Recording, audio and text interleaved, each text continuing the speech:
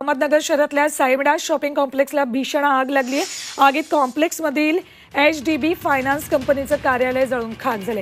शेजारी असलेल्या ICICI finance कार्यालयासह नेत्रालय आणि मॅटर्निटी हॉस्पिटलला देखील आगीची झळ बसली। हॉस्पिटलमधील रुग्णांना तातडीने सुरक्षित स्थळी हलवण्यात आले। अग्निशमन दल घटनास्थळी दाखल झाले आणि आगीवर नियंत्रण मिळवण्याचं काम सध्या सुरू आहे।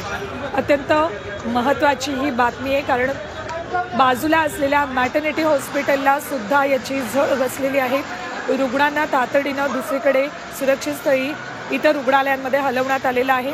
अहमदनगर शहरातल्या साईविडा शॉपिंग कॉम्प्लेक्समधली ही आगीची घटना। आगीचे धुराचे लोळ वर आकाशात उडताना दिसत रुग्णांना तातडीने सुरक्षित ठिकाणी हलवण्यात आलेलं आहे।